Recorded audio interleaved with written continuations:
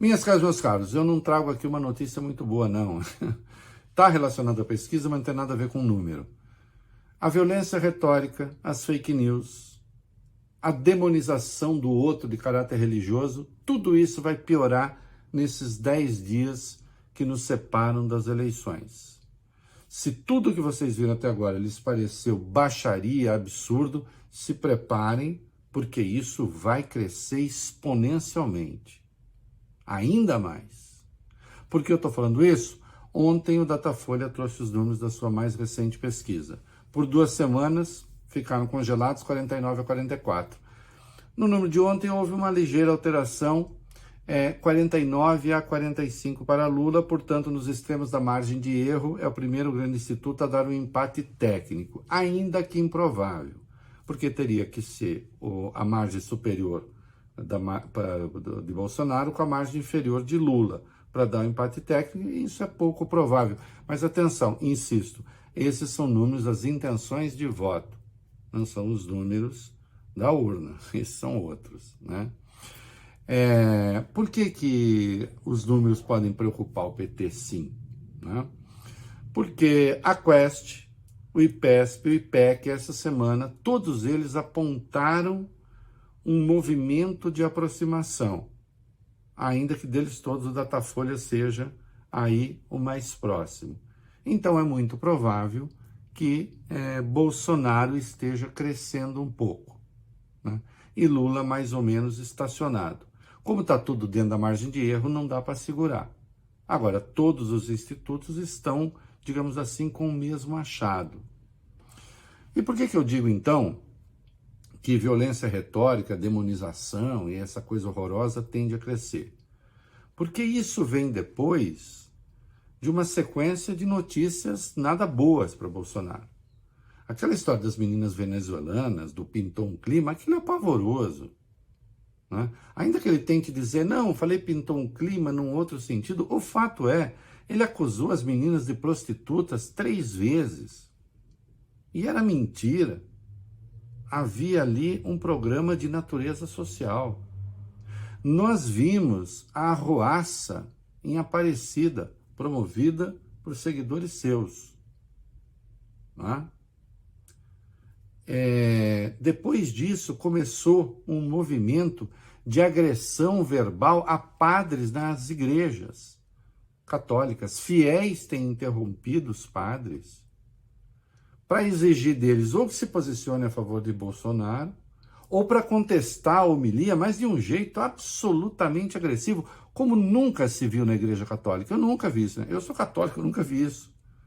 No máximo, e eu já fiz isso, eu não gosto da homilia que está sendo dita ali, eu saio. Já fiz isso. Mas não, ali, né, se interrompe, se questiona o padre de uma maneira agressiva. Uma senhora em Jacareí ficou furiosa porque um padre citou o nome de Marielle Franco, né, que foi assassinada. E ela gritava, uma homossexual, uma esquerdista. Para esta pia senhora católica, né, esta santa, quando se é homossexual e quando se é esquerdista, bom, por quê, né, pedir que se reze pela alma dela? Talvez na cabeça dela, sei lá, pessoas assim mereçam mesmo morrer. E ela gritava, defensora da ideologia de gênero, não há nada da Marielle a respeito. Acusou a vereadora de ter sido ligada ao narcotráfico. É mentira.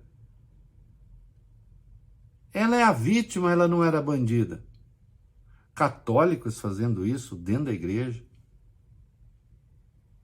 Então notem, apesar de toda essa quizumba, Bolsonaro resiste e pode ser até que esteja crescendo um pouco. Ora, pensam eles, se nós estamos fazendo isso e se isso está funcionando, vamos continuar.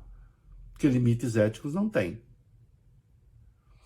Michele e Damares estiveram ontem em São Paulo com Tarcísio, fizeram ali um misto de culto e comício com representantes da Igreja Renascer. Michele falando que é preciso extirpar o câncer, que é como o adversário está sendo tratado, né? Tarcísio citando a Bíblia, né? O nosso engenheiro, né? Não que engenheiro não possa citar a Bíblia, mas se tratava ali de política, e ele entrou nessa campanha de satanização do adversário. E Damares, aquela da história pavorosa das crianças, gritou: eu, Tarcísio e Bolsonaro, vamos pegar os pedófilos. Então, a campanha está girando em torno dessas coisas, né? Olha aqui, Lula demonstra uma notável resiliência, porque apesar disso tudo, ainda é o favorito. Vamos ver. Aí muitos dizem, se tivesse feito meia-culpa, talvez agora a situação dele fosse melhor. Não, ele está com uma votação extraordinária, ele vai ter uma votação formidável, perca ou ganhe. E essa história de meia-culpa, não sei o quê, não, diante da máquina de destruição de reputação, não sei se outro aguentaria, talvez não. Lembrem-se o que aconteceu com João Dória, que nunca foi esquerdista, que não tinha passivo ético a responder do seu governo, e, no entanto, foi esmagado, embora tenha sido fundamental para a vacinação no Brasil, enquanto Bolsonaro fazia, lamento dizer assim, a política da morte. É isso aí.